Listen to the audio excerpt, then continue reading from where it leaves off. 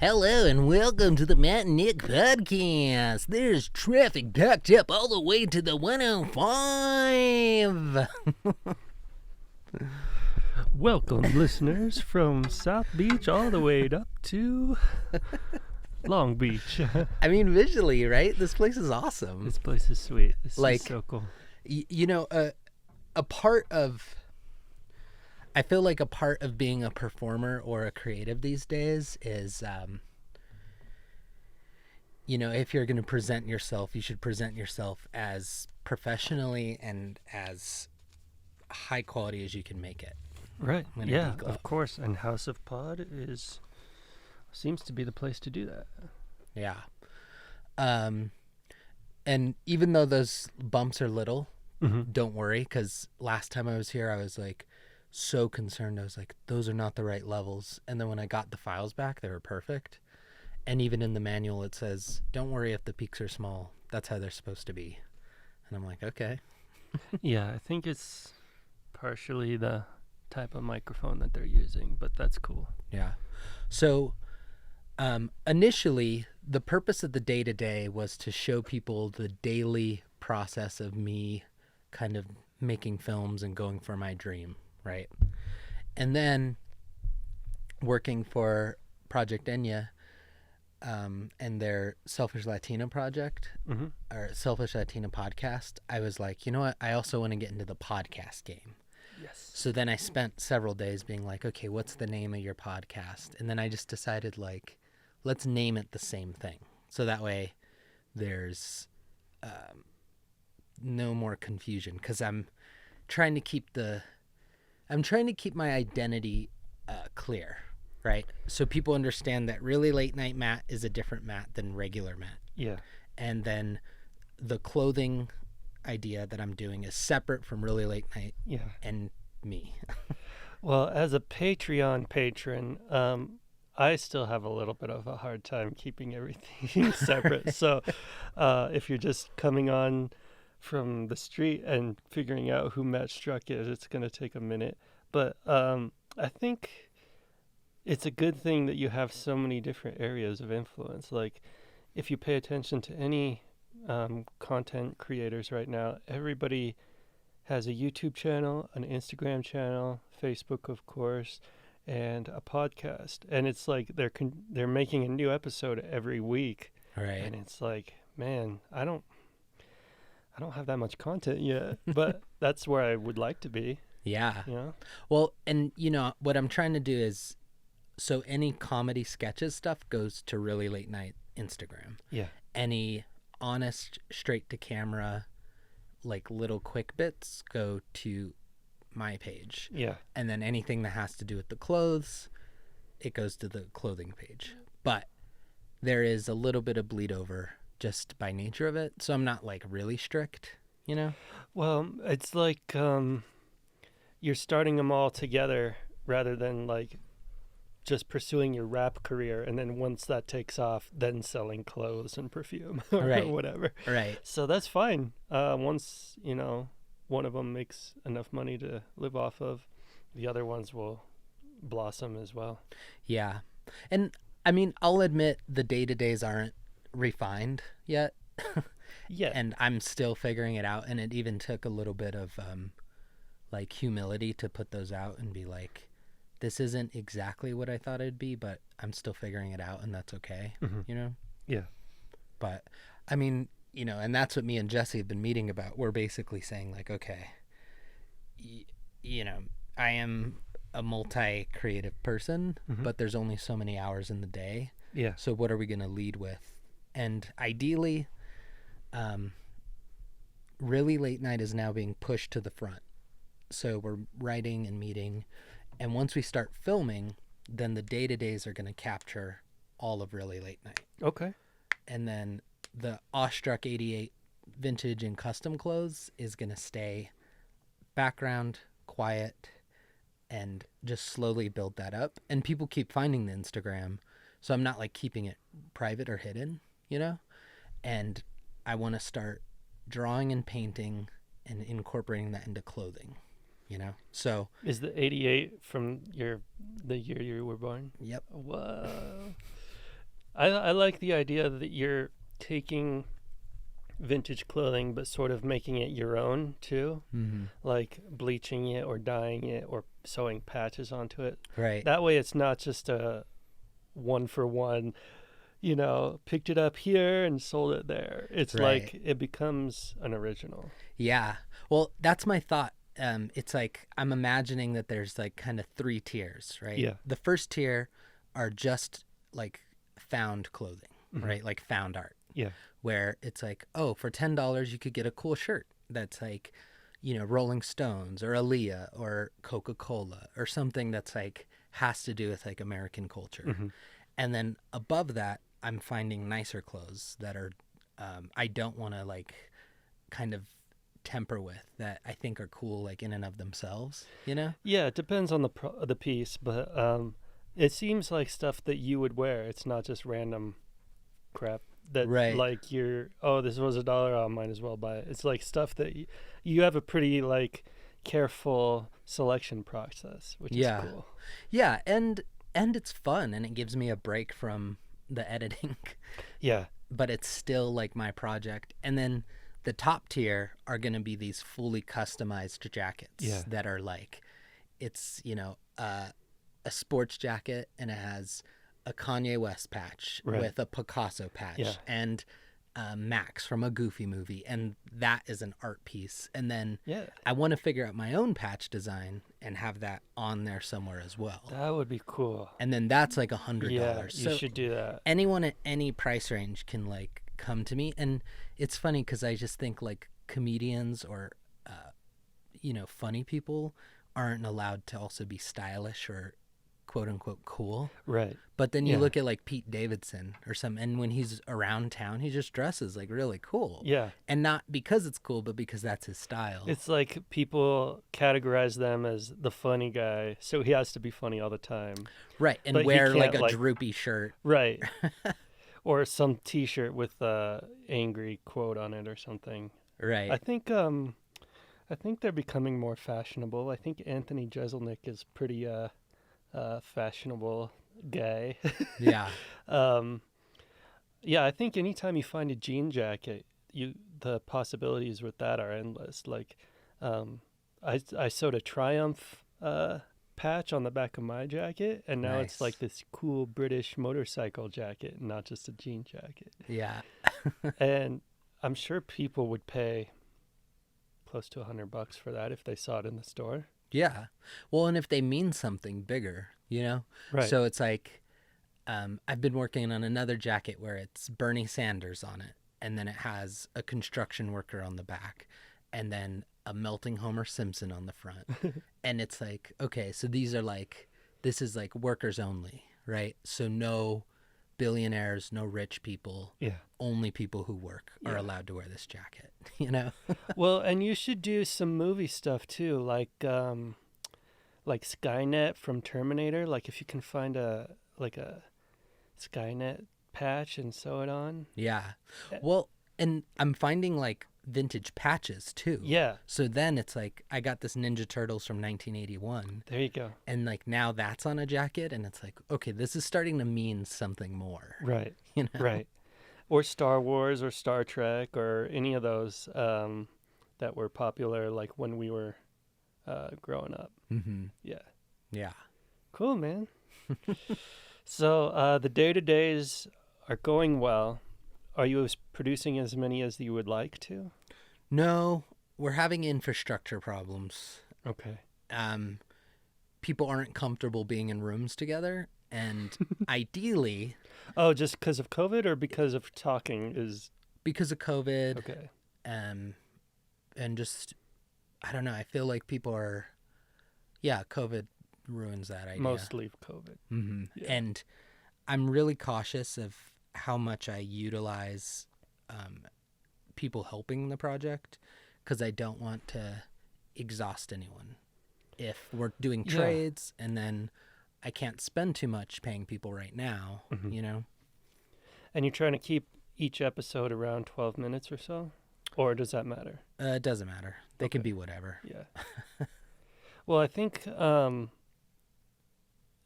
some of it would be more interesting to people than others, depending on how much they know you.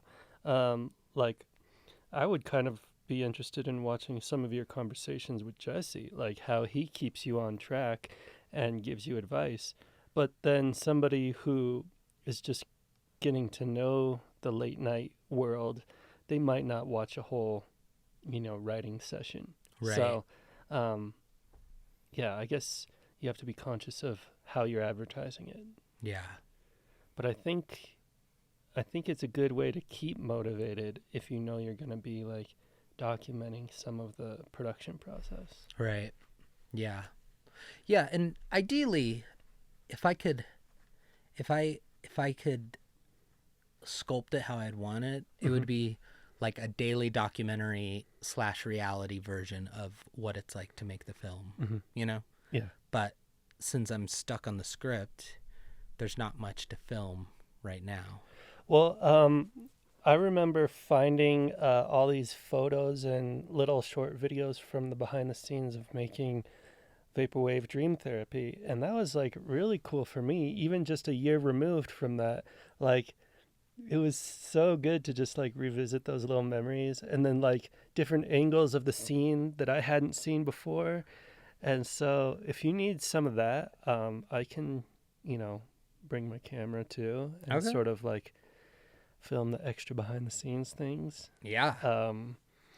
Because you doing it yourself is one thing, but then you watching yourself is another. And Right. I think that's kind of fun. Like, I think for every project of mine, I'm going to hire a set photographer and like a set videographer whose only job is to document us making the movie. Yeah. And then, because you go back and watch those from like Stanley Kubrick or David Fincher, and it's like, man, I wish there was more of this. Man, I wish we had one from 2001 to see what it really took to make this rotating set. Or go back to Paths of Glory and be like, wow, they really went through all these trenches and like, got all these people in uniform and stuff. So, well, and I feel like these not days, to put myself on the level of those guys, but like, no, you should. It would be great to have that to go back to, even if it's just for my grandkids. Right. Yeah. No, I mean, and these days I feel like people appreciate watching someone's process as much as they appreciate the product. Right. And, Yeah. I was even saying how, at work, we're trying to decide what kind of stories to tell in, the Selfish Latino podcast. Yeah. And I've been pitching this idea of us doing a keynote episode where Denise is working on her keynote, and she's just like really leveling up her speaking career. So she's not, that's not the main source of income from our project, right? And to me, that's so valuable. Like, watching people who are either starting their adventure or in the middle of their adventure is so much more interesting than people who are at the top and have succeeded. Right. Where I feel like movies in like, the 70s and 80s, it's like, oh, they're like already successful, or, and documentaries about people who are, like Walt Disney and stuff. And now people want to see other people who are just like, I want to start a podcast. I want to make a movie, Well, do you watch the Hollywood Roundtable? Sometimes. They do a pretty good job of trying to include like an up-and-comer among the directors or whoever they're interviewing. Sometimes it's actors or cinematographers. But one of them got the director of The Farewell, that movie that it won the Best Picture at the Independent Spirit Film Awards last year. And she was just like brand new.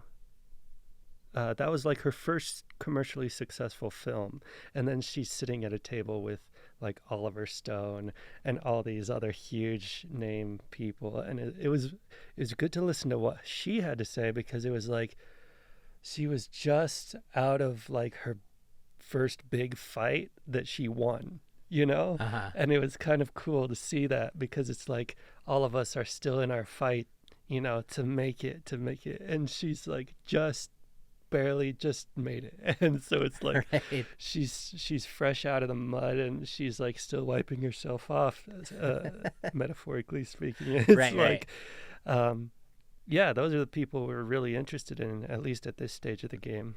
Yeah. Well, and to me, that's where the inspiration really lies. Like, Yeah.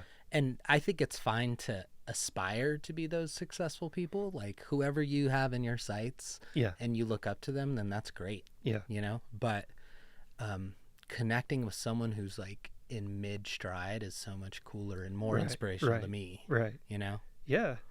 In storytelling and in real life, I think people gravitate toward a character who is in the middle of their struggle and who is just honestly giving an effort. Right. So, yeah, I think that's both of us too. Yeah. Hopefully. I just had a connection issue for a second there. We're good. Yeah, I mean, hopefully, yes. I think it's hard to keep going. And I'm trying to be more open about that in my day-to-days and stuff, because I like being positive and I like being like sharing my inspirational stuff, but also it's like sometimes I get really disheartened, you know? Well, it's a tough balance because I don't know. I think there's value in not telling the world everything that you're doing, because you don't want to hold yourself to a standard that you're not able to do. Mm-hmm. You're not able to live up to. But what I've noticed is that you will shoot something or photograph something and not release it right away. You'll hold on to it for like a month or two. So I think that's a good way to do it. Like, it's sort of like already done and finished, and you don't have to be like worried about producing something every day, but you can kind of like release it at your own schedule, your own pace. Yeah. So that's cool. I need to kind of learn to do that, like keep my big projects secret and like keep my smaller projects on hold for a little while before I tell everybody. Mm-hmm. You know? Yeah. Well, there's danger in telling everyone your big idea before it's done. Right. You know? Yeah, that's kind of what I'm getting at. Yeah. And that worries me.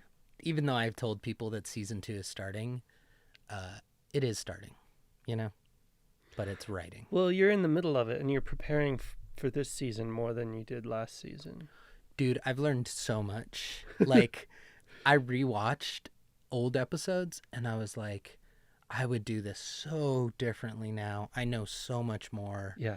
And this time I want to write out the whole story instead of like piece by piece. I think you should. I think you should have an idea how season 2 ends before you start shooting first episode.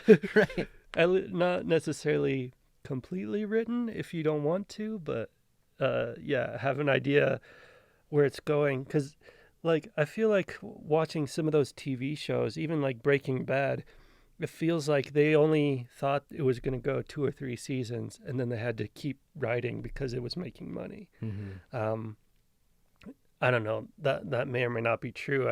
I'm not sure what the situation was, but it feels like they wrote themselves into a corner and then tried to write themselves back out of it because Right. because everybody loved the show and it was making money. It's like, yeah, we're going to keep going. Yeah. So, yeah. Keep writing, keep meeting with Jesse. Right. Well, and I think about you when I'm writing, because I remember when you were writing Vaporwave, you just kept coming to the office and just writing a little bit at a time. Yeah, I need to do that again. I mean, we have space for you. I know, and I need to. I should just pay for whatever the key card costs and just keep doing that. That was seriously the biggest difference in getting that film made. It was like knowing that I had 2 hours every day to work on it. Well, and that's what I learned from you, because in my mind, I've always had this idea of I'm going to write it all in a weekend. Like, I'm going to type a whole screenplay, and then I write for like 40 minutes, and I'm like, I'm tired. Yeah.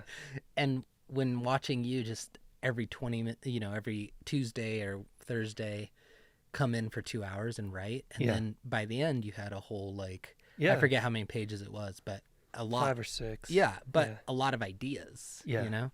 And there would be times I'd walk back and check on you and you're just sitting there. And that's from a normal person's perspective, that might not look productive. But when you're writing, sometimes that's what it is. It's like last week, I spent an hour writing a log line. And it was just like, it's 4 sentences that sums up what the show's about. Yeah. And I like wrote it and then deleted it and rewrote it and deleted it. And at an hour point, then I had 3 sentences. I was like, okay, that feels good. Yeah, and everybody's writing process is different. Dustin Lance Black, who wrote Milk, won the Oscar for Milk. He writes on note cards and then like puts the note cards out on a table, and those are the scenes, and he kind of puzzle pieces them together and then writes them out. Whereas like Alex Garland, who did Ex Machina, he just writes out all the plot points on a Word document and then writes like how to get from one to the other and then fills in dialogue. Mm-hmm. So it's like you have to figure out, I saw your poster board, which is like a clusterfuck. Yeah. But it's like if you know your method, establish that, and if it works for you, then just schedule time for it. You can't know exactly when inspiration's gonna hit, but you can try and recreate the circumstances that create that. Right. Yeah. Well, and just so you know, the newest poster board is actually square and linear, and it's all those crazy ideas and just the good ones that I'm like. Okay. So part of that process is just write in whatever way I want on this board. Yeah. And when me and Jesse are talking of like, oh, okay, this is about confidence. Okay, this is about taking shortcuts. What is this about? This is about not lying, but not being truthful or something, you know? Well, and it's really cool the way you direct, because you have a script, but it's also very loose, and like you're really good at creating little moments on set that you may or may not have intended. Because I love when I'm in the room and I'm watching you direct and you're like, and they're like, oh, are we going? And you're like, well, let's just try one. You don't really give firm answers. You're like, okay, yeah, it's rolling, but how would you do this? And they kind of roll into it without knowing that this is real. Yeah. And so that's cool. It's like super, super, I don't know. It's like sneaky and casual and professional too, I would say, because it's like not off-putting. Like the megaphone with the director, like, and action. It's like so intense and so much pressure. It's like you have to perform right now. Yeah. Well, you know, I didn't realize this, but when I watched I think it was an interview with the Uncut Gems directors. What are those brothers? Safdie brothers. The Safdie brothers. And they said they don't even call action. Like, and after I thought about that, I was like, man, that makes sense. It's like, I need a slate. Like, from an editing point, I need a slate. Slating's but I don't important. need action. And I was like, I didn't realize that we don't need that. As long as you explain to everyone, hey, there's not going to be action. I just want to we'll slate, and whenever it starts, it starts. Yeah, you have to be clear in your instructions, but you also can do it your own way. I heard similar things about Clint Eastwood, like, all right, whenever you're ready, or all right, go, let's try one, or go for it. Mm-hmm. It's not action. It's like, all right, let's give it a shot. I like that much better, but it also depends on the scene. If it's like a high drama, high intensity scene, then maybe I want to come in with more intensity. But if it's like a softer, subtle moment, you don't want to intimidate your actors before then. Yeah. So, well, and you know, it's interesting working for Henry, because he has more of a documentary background. mm-hmm. And I mean, that's pretty much everything he's made is documentary. So by working for him, I've learned the importance of taking things slow and the importance of like listening and also just like careful prodding of an idea or something, you know? So Henry's an Oscar-nominated filmmaker. What is his favorite part of the filmmaking process? I mean, for me, I mean, I can't speak for him, but working for him, it's all about heart, and it's all about belief, and it's all about meaning. And he's also someone who taught me how to tell stories non-linearly. Mm-hmm. It's not just like from A to B. Like Right. sometimes we go back to an interview that Yeah. we've already heard half of it, Yeah. you know? Exactly. And he just knows how to tell stories.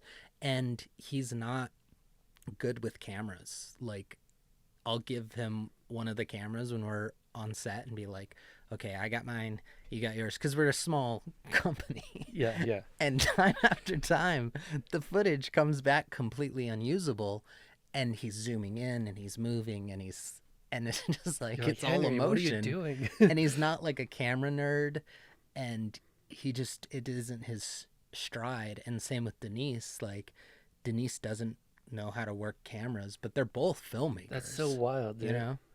And it's like, How about editing? Do either of them edit? Henry knows how to edit, Okay. but since, you know, I am making my money as an editor now, it's easier for me to be working alone in this project, you know? Well, I've always thought about that when I make the big time. Am I going to be like in the room over the guy's shoulder watching him make every cut? And I don't think so. I'm not that. I have an idea of how I want it to look, but hopefully I can trust the person enough where I can leave them alone in the room Yeah. to assemble it, and then we can like review it afterward together. Yeah. Because that's a lot of pressure. I mean, that's a lot of work. The great part, and this is where I'm going to kind of show some of the luxury I have that other editors might not have, is that we don't ever have deadlines. We don't really have harsh deadlines. Right. And stories take as long as they take. Yeah. And most people don't have that luxury. And to me, it's so much easier to work in those conditions because Right. I would say, a very sensitive person. Yeah. And sometimes they just take a long time. And it's never like, where is this, where it's deadline? He's like, oh, do you got something to show me? And I'm like, yeah, let me show you. And then we play it. And then he's like, I don't like that. Let's take that out. Take that out. Take that out. And I'm like, okay. And then if there's something that I think is important, I'll like fight for it. But also I've learned to not take things personally. Yeah. And to just be like, all right, let's try it. Yeah. You know? And sometimes I do take it personally and I'm like, this ain't gonna work. In my head, I'm like, this is a bad idea. This ain't gonna work, but I'll do it anyways. And then I do It's it so and hard. it comes Yeah. back better. And I'm Yeah. like, cool. And, you know, it's funny. It's interesting, our dynamic, because Denise is super like ambitious and very passionate, almost like fire, right? Okay. And then Henry is more laid back and kind of abstract thinker, like kind of like air, you know? And I'm like really flexible, but also very emotional. So I'm like water, right? Ooh. So we're like got this like Yeah. this air, fire, water thing going on. And I've told them before that we need some earth. We need someone to ground us.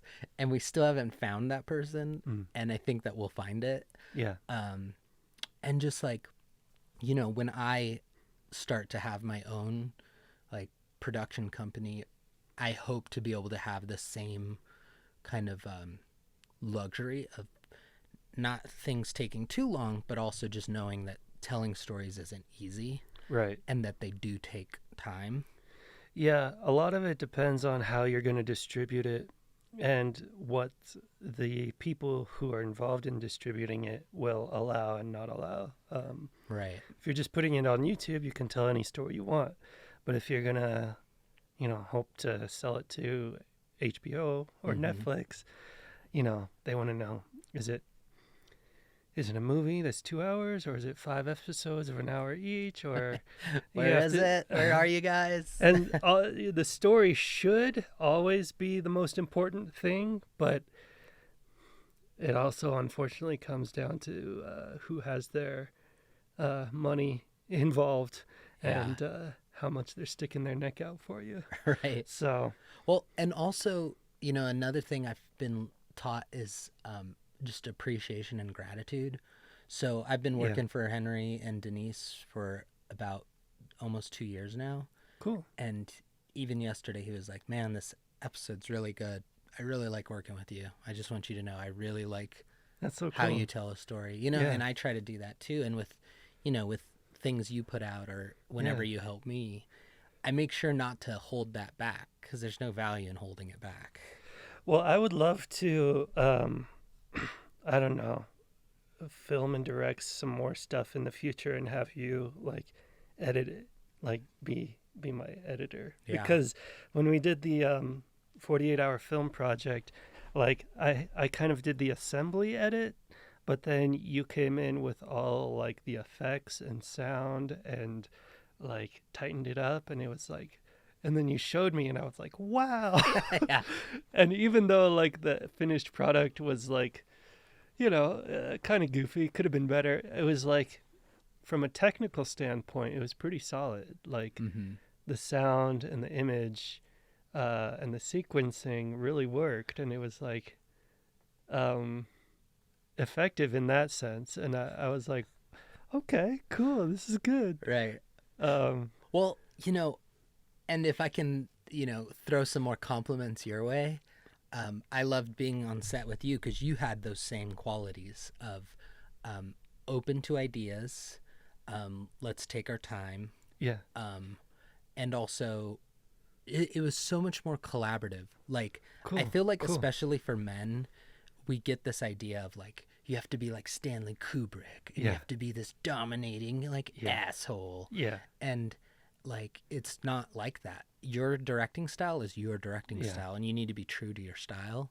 And after the 48-hour film project, I was like, I want to keep working with Nick on more high stress, bigger production things, because that stress never bled into the way you treated people, cool, thanks, man. And some I people appreciate let it that. dominate their emotions, and then they're like, get out of here.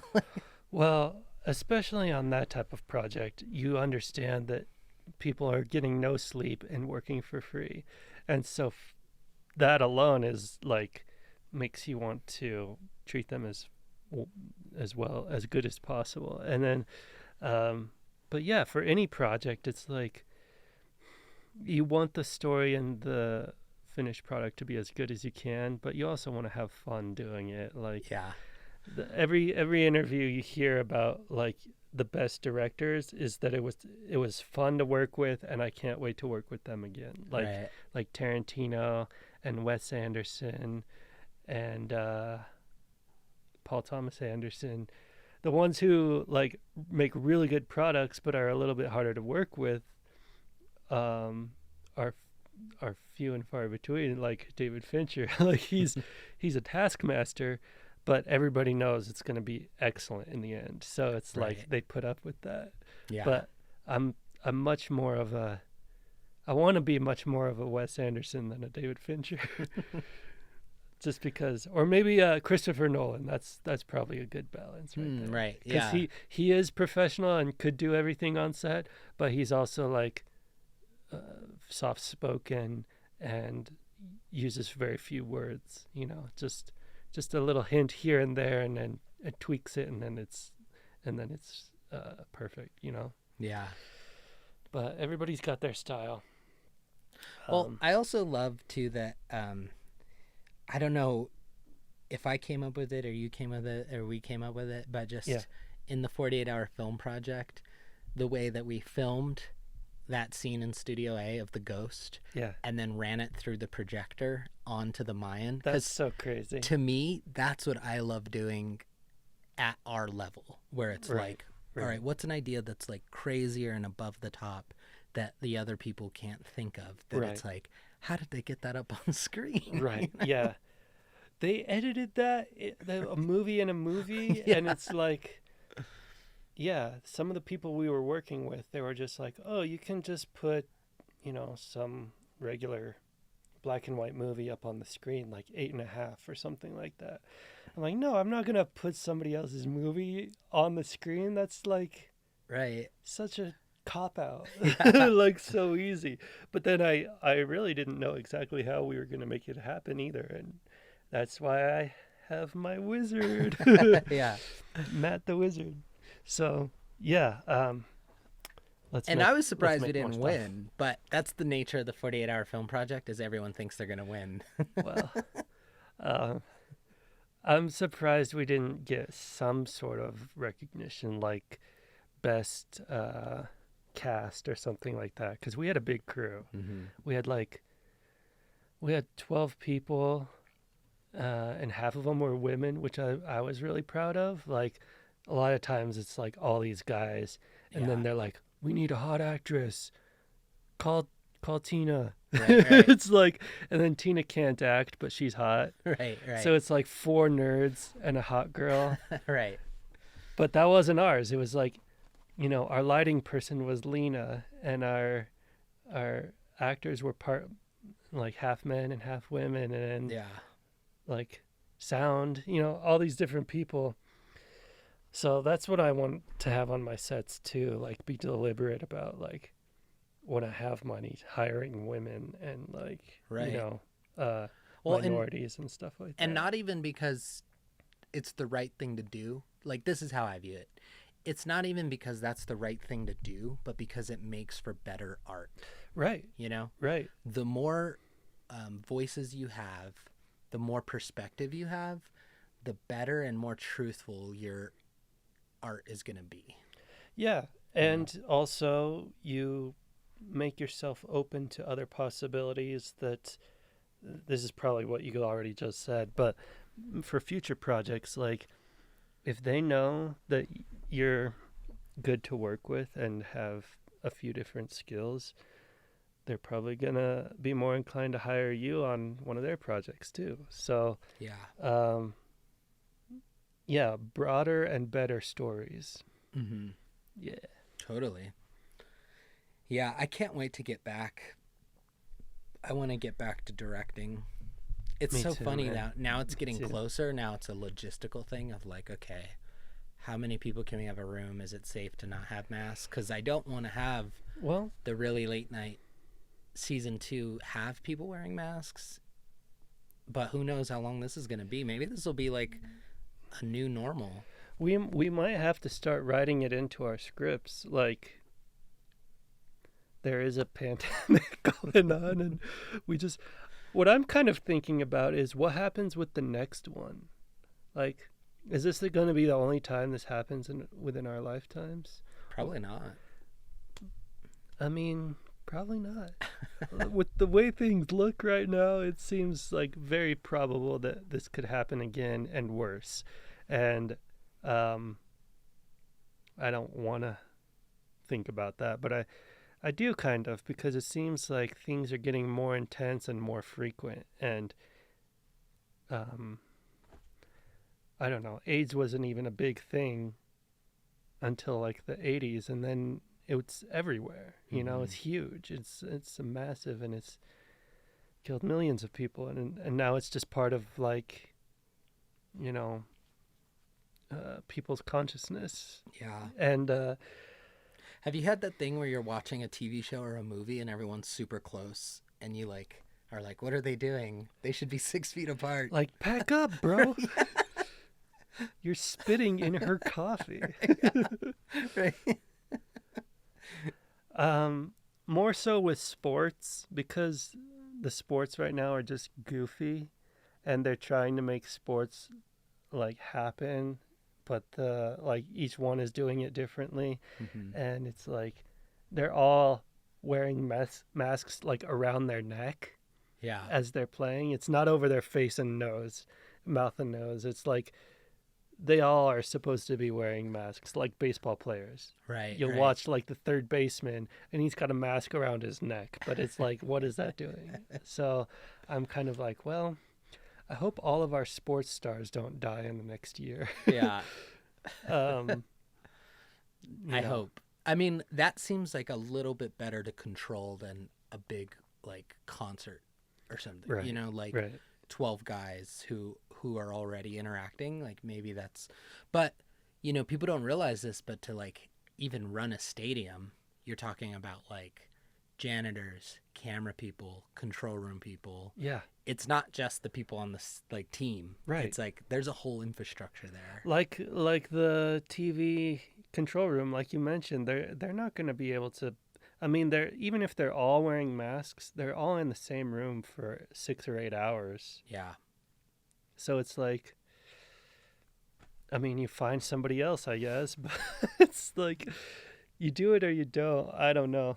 Right. I don't know the I had this idea of in a show or in a movie.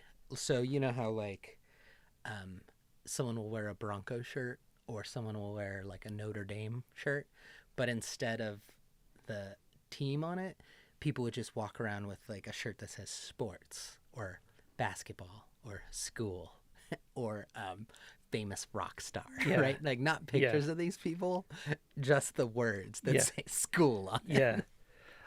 I think there's some of those like they'll put state, like college, like state.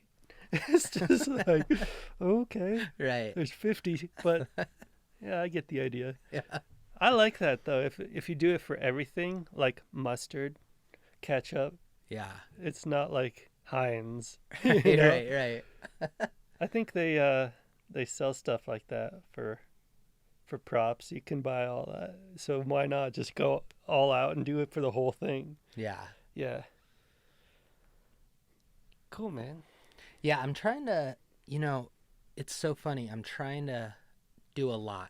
And I'm trying to kind of, after Really Late Night season 2 comes out, I think I want to pivot the Patreon to be more of just a movie making channel that's not just Really Late Night, that it's also other ideas, You got a lot of patrons going on right now, man. Dude, I think I'm at 25 patrons. Yeah. Wow, dude.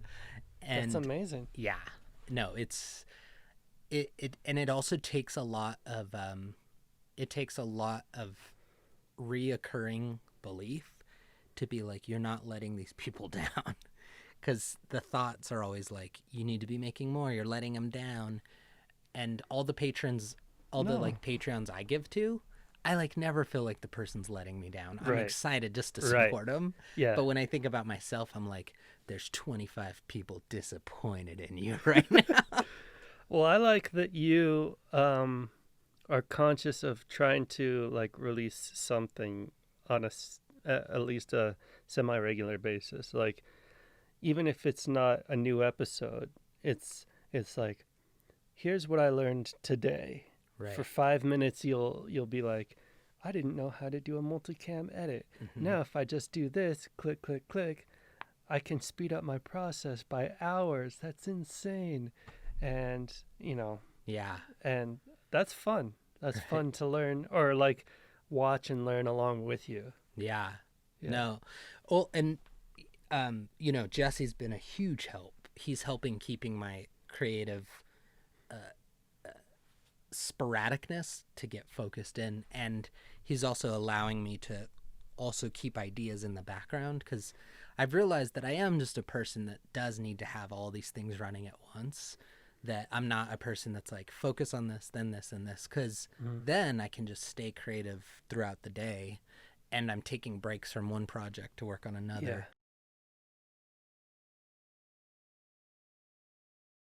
Well, you might even be able to find more investors that way. Like, in the short time that I lived in LA, there was a project I worked on over 4 days that was like really high quality. This guy got all his friends and all his available money and resources to make like one scene of like a prison escape. Mm-hmm. And it was like he rented an old abandoned prison, and he got clothes, and he got like the fancy camera with the stabilizer, and like totally dressed it and did it perfectly. And his whole goal was to make like 1 or 2 really, really high quality scenes of a movie he had already written to try and get investors to make like the full version. Yeah. And so if you already have an idea and like a project in the making, you could get more patrons at least, or Right. more investors. Right. Well, yeah, and then if it pivots and then I have like this 10-minute short and then I can be like, "Hey, would you like to be a producer on this?" Yeah. And it's $25 a month to be a producer. Yeah. It's not I don't need someone with a lot of money. What I need is a lot of people with a small amount of money to keep this going the way it's going. Yeah. And how cool is that? That means a regular person can be a producer Yeah. and they don't need to be this like high rolling bank person or whatever. Well, and you should put them in the credits as like a special thank you or a producer or something, so that they see their name on the product and they're like, "Oh, look, Yeah. my name is written in history." Right. Even if they don't have an IMDb page yet. Yeah. Well, and like, I think too, I'm in a real place of like learning and curiosity. So I'm also learning how to sew because I was hand sewing the patches on jackets and it took forever. And I was like, we got to figure out a better way. This is not worth my time. No. Like, genuinely, it's like I can't spend an hour and a half on a jacket that's $25. That just doesn't make sense. Yeah. And so I'm learning how to sew, and I'm like so grateful to be born. Did you get a machine? I did. Oh, there you go. Facebook Marketplace, brand new, never used. It's like a $550 machine that I bought for $250, brand new, and I was just learning it. And I'm so grateful to be like in this time too, because I feel like a part of me even was like, this is such a funny kind of way of life. And, it's cool to have like heroes like Virgil Abloh or Kanye West where, fashion doesn't make you effeminate, like you can still, Right. It doesn't make you any less of a man to have these interests. And I feel like in general, this is the realization that all of us are going through. Yeah. And like, what does masculinity really mean? Mm-hmm. And to me, it doesn't mean what it used to, Yeah. Well, it's constantly changing. Yeah. And I think just what's culturally acceptable is a whole lot different than from when our parents grew up. So, I mean, I'm sure men have been interested in fashion for hundreds of years, but like, I look at somebody like Tom Ford, and he is revolutionizing the fashion industry and even the film industry. Like, he just picks up and he's like, I want to make a movie. And then he does. And it's amazing. Yeah. Like, Nocturnal Animals blew my socks off. Right. Yeah. Even A Single Man was incredible. Like, I can't believe Yeah. like a fashion designer made And those the style movies. comes through too, Well, and he comes at it from his point of view, and he's like much more of a stylish, sophisticated type. And then like just the way he'll work with actors because of that is completely different than a conventional director. Yeah. So Totally. I like that. And so I listen to his interviews all the time too, because it's like totally different from what I'm going to get from a David Fincher Right. or a Christopher Nolan. It's like, well, I wanted it to look like this with lots of blacks and whites and things like that. And you're Right. like, oh, cool, yeah. Yeah. Yeah. I mean, I feel like we just need time. I think me and you and Jesse are in a specific arena where we have resources, we have creative know-how and technical know-how. Right. And then time is now what we need. Yeah. And I have faith that we're going to find it, and it's going to take time to find time. But we're a special batch of people that can do it creatively and technically. I like that Jesse also is not rushing himself. Like, he's always working on this Clockwork Beast movie. And it's like, it's already been like a year and a half since it started. Right. But he's like, I don't know. I think his vision is pretty powerful because he's not working at it like at a frenzied pace where a lot of people would just to get it done. He's like very meticulous about the look, I think. Yeah. And I'm really interested to see like how that's going to turn out, and I hope it's as good as he hopes it is, you know. Yeah. Well, and I'm helping him produce it, Mhm. so I feel like I can trust my judgment to be like, I think we need to do this differently, or this doesn't look as good as it could. Mhm. And he made a big step and started doing test shots and went into Studio B with the Blackmagic camera and basically was incorporating it with our other friend, brought it into Blender. And before the late night show happened, I did just some test stuff. And I think when you're test shooting, you're kind of telling the world, like, we're going to do this. Like, it's like a signal that's like, this is happening. If it never even gets like test screened, the chances of it getting produced, I think, are just less, you know? Is he looking for more producers, or what is he? Where is he in the process right now? Right now, he just needs to figure out the script. Me and him are both in story mode with both of our projects. And That's the base of the pyramid there. right. You And I'm pretty glad much we align gotta- on that. yeah. We're like, let's get the story solid for both of us, Yeah. and then we'll take care of all those other hassles later. You can improvise later if you choose to, if you want to, but like knowing at least what you would default to Right. and having an idea is essential. Yeah. Well, and also I think it's keen to our survival because every year technology makes it so everyone can produce high quality stuff. Right. And that means that the only thing that's going to be left is story. It's not going to be in how cool Exactly. and clean you can make things because everyone's like, your iPhone is better than my A6000, Like, I don't know about that, but it's comparable. yeah. I mean, I would, or Jesse's S11 Galaxy, whatever he got, it has better features than my A6000, Slow-mo, little rack focus action. Little rack focus. Transferring's a headache, but they need to solve that problem. So that means, though, that by us focusing on story, we're starting to pay attention to what's going to help us later in the future. It's not having the cleanest image, although that helps.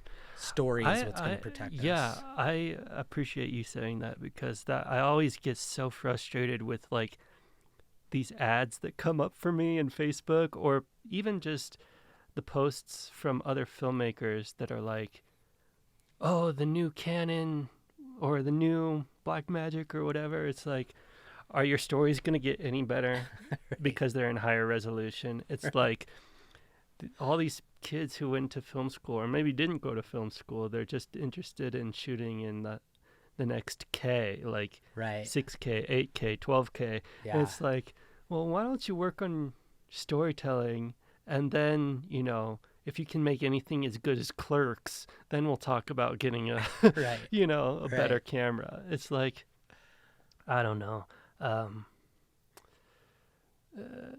Great quality images have been around as long as photography has existed, Yeah. Totally. So, like Moonlight didn't win Best Picture because it had the crispest, image, like the most Right. highest resolution or anything like that. It was because it was like It was beautiful. a It compelling was like story. lovely. Yeah. Yeah. And it was true. Yeah.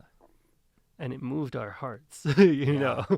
even if you're not black or gay, like you can get into that story. Right. And it's like, wow, this is really a good movie, So, And like Moonlight is so powerful. It's like I saw it once and I still think about it. right. Other movies I see once and never recall. Yeah. And it's like, even when you just said that, there was like 4 frames that I distinctly remember. Yeah. The one where he's in the ocean and has like the Gosh. little boy is so Gosh, beautiful. yeah. When the mom is yelling at him and it's and it's like, it's cut in such an interesting way. When I saw that, I was like, oh yeah, you can put things over things, Well, even just the trailer when it first came out was like, what is this? The sound the soundtrack that went along with that trailer. It was Yeah. like this stringed instrument trailer, and it was not like this like fast cut, fast paced like Prometheus type trailer. It was more like just like a mood, a feeling, and it stuck with you. Yeah. And so you couldn't not go see the movie. It was like, Right. I have to see what this is about. Yeah. It's so funny. I think I messaged you 2 weeks ago, but I remember going to the movie theater to see that. Yeah. And for the first time, I was just like, man, I really missed the movie theater. Yeah. Yeah.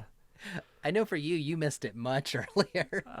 Because that was my thing. That's like my escape. Like when nothing else makes sense, that makes sense. Yeah. You know? So even if I go alone, it's like I know the Mayan's not going to be full. It's going to be 400 seats, and there's going to be 30 of them that are full, and I can Right. pick whichever seat I want and, you know, just walk in there casually. Yeah. And it's not going to be the best, you know, it's not going to be THX surround sound, but it's going to be like my movie theater, you know? Right. So, Yeah. And it's familiar because you've been there before, but it's new because what you're watching is new. you right, know? right. And then both of our history of working in movie theaters too, I think that helps. Like, to me, it helps. It helps me just remember of like, this is so cool. Well, I don't know about you, but I really remember where I was and who I was with the first time I watched a movie. Like I remember Fight Club, which had been my favorite movie for the longest time. I don't know if it still is. I watched it recently. I But- still look at it and I'm like, this thing's amazing. Well, I was in my uncle's basement. He has a movie room, or had a movie room, and I was with my cousins, and they were like, "You've never seen Fight Club? We're watching that." And so we put it on, and I watched the first like third or half of the movie, like right up until the first like sex scene, and then before that came on, my parents were like, "Nick, we gotta go. Time to go home." I was like, "Oh, I love this movie," and they're like, "No." And then I'm glad, like, because I was so young at the time, I'm glad, like, I didn't end up, like, watching that scene with my parents. Right, but, right. like, I remember so specifically, like, the experience of that first moment watching Fight Club where it was like, this is crazy. This movie is crazy. It's Yeah. like every time, like, I watched Grease in the park. I watched, you know, Top Gun with my family. I watched IMAX in the giant Phipps Theater in the museum. It's like, I don't know. I think that's a lot of it, and the Mayan Theater just has a lot of like nostalgia for me because I have so many of those experiences at that theater. Right, Like, right. Nocturnal Animals and The Lighthouse and Beale Street and Yeah. I remember Bill Street seeing it with you. yeah. That one sticks out. You know what's funny is, I don't know about you, but I was exposed to like really good movies when I was young. And like when I'd go to my friend's house, we didn't have money for cable growing up, but my friends had cable. And the IFC channel was like my favorite because it was like these independent films. And I was just like, so cool. And then I like got a library card and I would just check out all these movies. And my mom was really interesting. She would let me kind of just watch whatever. Mm. And I would like get like 20 movies from the library. Cool. And they would be like independent films. Like there's that one where James Woods like is like that photographer that got in trouble for like taking like nude photos. They were saying it was indecent. I forget what it's called. But like I'm like a 13-year-old kid watching this like Wow. high concept Wow. like Yeah. James Woods film. And I remember Fight Club, me and my cousin were blown away by it, and he had like the big DVD, Mm-hmm. and I watched all the behind the scenes and the making Yeah. of, and that's probably the first time that I was like, oh, I want to be a director, and I Yeah. started imagining the world behind the cameras, you know? That's cool, Like- man. No, I can't relate with that at all, to be honest. Like, because our family is much more conservative, and what I watched was highly regulated. Oh, okay. Up until like college. Right, So like, right. I remember. But still, you were drawn to that at some point. Yeah. Well, I remember The Matrix coming out, and like we couldn't go see it because I was not allowed to. And but I wanted to watch. Okay, so maybe a good example would be Chicago. I knew nobody would want to go see that, and I knew like I probably wouldn't be able to go with my parents. So that's like the first movie I watched by myself in a theater, and I was in high school, and Chicago, like what I don't know what Christian high school kid, guy who's not into dance or musicals wants to go see Chicago. But I really did, and so I paid like my own way to go see Chicago, and I saw it in the theater by myself, and I was like, wow, that was a great movie. And it ended up winning Best Picture, Yeah. And I think that was 2002, so I was probably like a sophomore in high school or something. Yeah. Yeah. So the inkling was there, the urge, but I didn't really get to there's something jump here into it than till later. just a mainstream movie that I want to check out. Well, I realized that I have different tastes in movies, like around high school. Like I remember watching a few different movies that I really enjoyed that my parents didn't.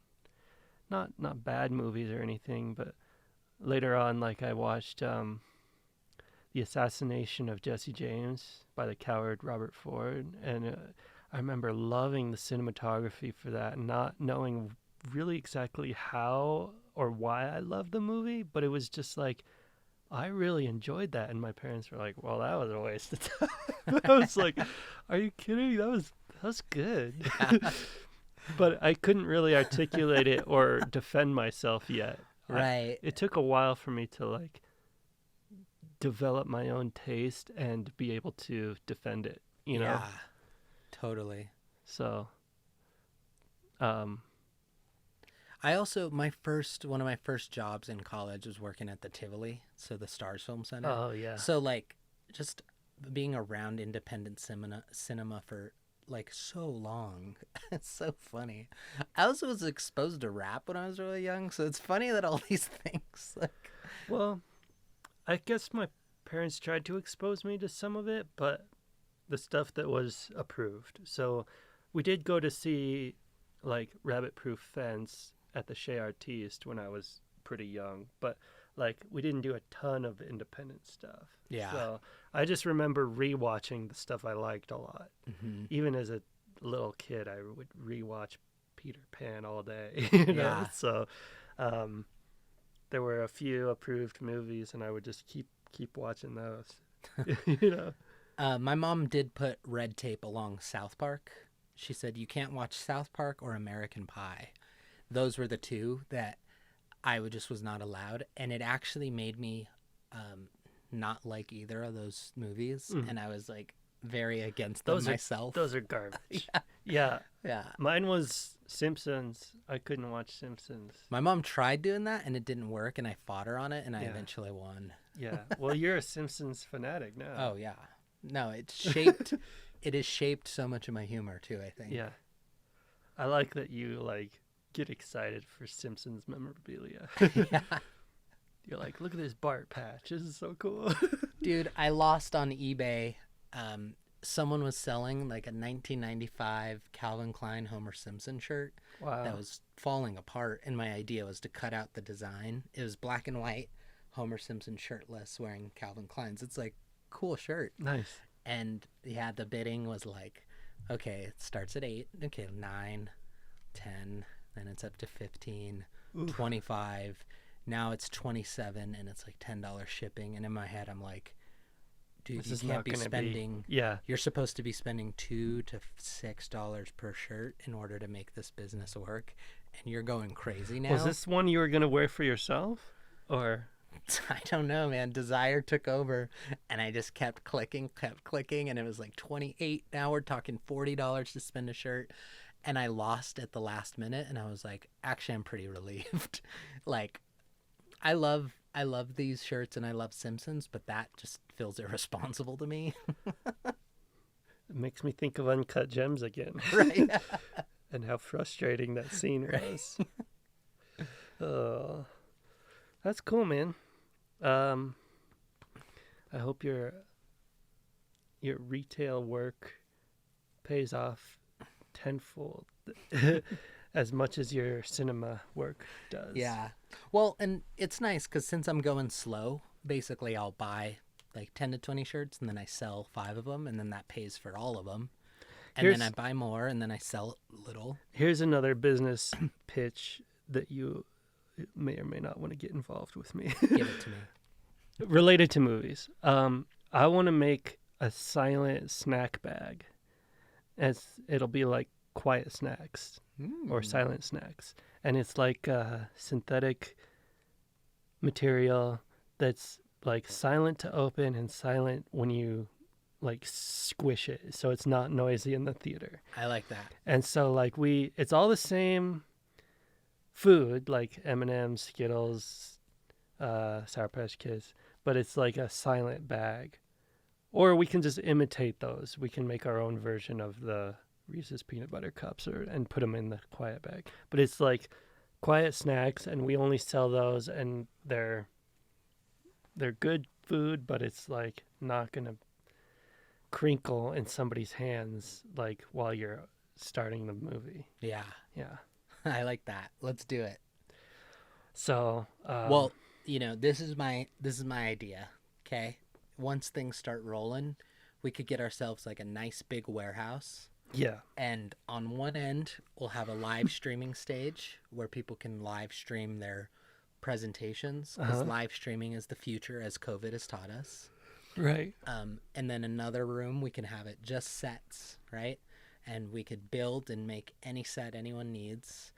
And then on the far end, we could have like a movie theater where we could watch any movie and watch our dailies. And then in that back room, we could have all the like sewing, clothing stuff. And that's where we can produce our silent snacks, Are we also living there? To start, yes. I can imagine us never leaving that room. Right. Yeah, right. For months at a time. Well, it's funny. Me and Jesse are at Denver Open Media all the time. There's like, I made that joke that there's furniture that's there less than we are. Yeah. Like they need to take tables outside every once in a while for an event. Well, people come and go, and entire businesses move in and move out since you've been there. Yeah. So that corner has like changed a ton since we started, like since we made that video and you were like envisioning where everything could go. And I've moved out of that corner since. Okay. Do you still have clothes over there? Or? So basically the corner became the you know how like Henry had the reception area? It was like a desk and office and papers everywhere. Basically this weekend I just like texted him. I was like, how married are you to these broken printers and files? And he's like, not married at all. And I was like, okay, it's a creative space. So we moved the couch out there, the clothes there, cool. The sewing machine, art, and I've been writing there. Good. And it's honestly the way that I'm combating... On that old typewriter? Yeah. Just like, dearest Justine, I just wish this COVID would end. Yours truly, Matt Struck. Another masterpiece. I like it's like a typewriter from the 80s, but I'm using a voice from the like 1700s of like, my dearest Justine. And then you like lick the stamp and put it in the mail. Yeah. And one guy on a horse picks it up and rides across country. Oh my gosh, that's what we need for our warehouse. Horses. Yes. That way the Amazon delivery driver can just give it to the horse. Yeah. And then he'll bring it to us. Yeah. Dope, Nice. man. Well, I think, we might want to start cleaning up. Wrap things up. That went Any quick. Last thoughts, motivation, inspiration. What's inspiring you right now? It can be Kanye West. It can be a movie you just saw. It can be Kendrick Lamar. A painting you saw.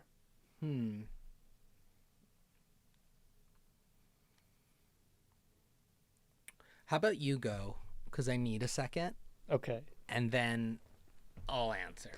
Is that okay? Yeah, I'm gonna do 3. One was a painting I saw on the way over here. It was an abstract painting on like a power control box, like one of those steel boxes that's just sitting in the middle of the street that, probably helps control the lights or something. But it was like a really well done abstract painting on the side, and it looked like a canvas that was like propped up against it, and it took me a second look to realize it was just painted right onto the wall. The second one is your shirt, because I like that you're making like bleached out, like stylized shirts right now. And I actually saw this Instagram where this like fashionable girl was like wearing one. And I was like, that's Matt's shirt. I was like, there's a lot of possibilities with that right now. Right. That's not so much my world, but I'd like to see where it could go. Yeah. And then I'm going to pick a random film that I've watched recently.